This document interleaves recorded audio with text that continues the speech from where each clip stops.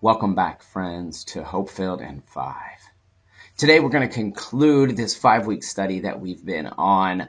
What's it all about? Talking about the book of 1 Peter. Right? What is 1 Peter telling us? It's a short letter. It only has 5 chapters. Today we're in the last chapter 5. We're going to read 6 through 7. And we're going to hear what Peter is saying to the church. Right? He said many other things before this, but I think he's wrapping up quite a bit on what is happening and what does it mean to be a godly person, or to desire to live the way God desires us to. Right? So verses 6 and 7 in chapter 5. Peter writes, "So humble yourselves under the mighty power of God, and at the right time he will lift you up in honor. Give all your worries and cares to God, for he cares about you." That, my friends, is an amazing and uplifting message. The divine God, the one who created everything, who called chaos into order, who set this earth spinning, who created all those who came before us and then created you, cares deeply about you.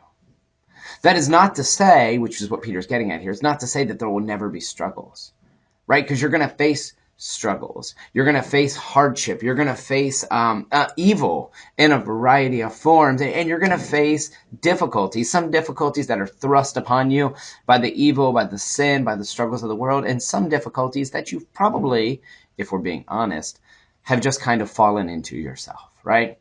Things that you have made bad decisions and now you got to deal with it. But through all of that, Peter says, humble yourselves, right? Don't think that you are the only one who can solve this. Don't think that you are the center of the entire universe. Don't think that everything should revolve around you. But instead, wait. Be patient. Right? And being patient is not always easy. We know that. It's not saying everything is rosy when it's not. I mean, being patient is being honest about the struggles you have, but saying in the same breath, God is still with me. That's what Peter is saying to the church. You're going to go through struggles. You're going to go through persecution. You're going to go through many challenging, hard times. But being humble, knowing that God has power, God has control, and then giving up of your worries and your cares means that you're going to make it through.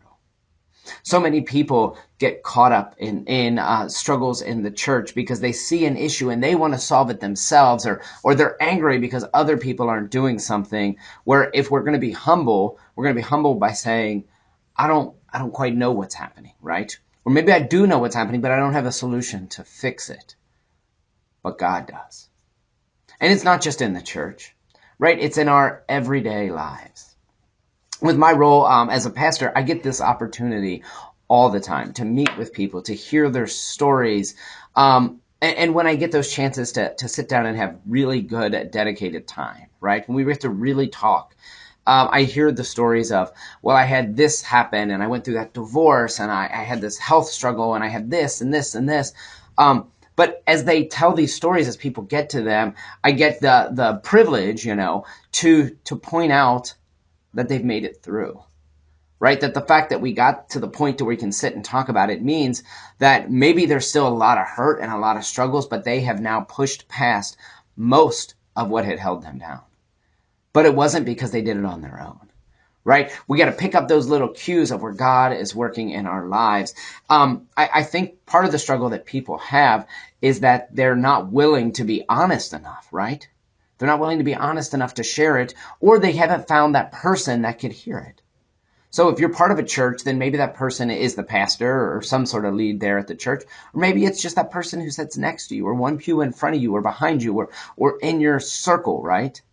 It's that person that needs to hear your story because they're going to be encouraged and empowered by it. And they're going to hear how God has worked and help you see it. Sometimes we're the mirror that reflects God's goodness back onto others so we can see it. Sometimes we're the one that needs to see that. Whichever you are today, hear these words again. Give all your worries and cares to God, for he cares about you. Amen.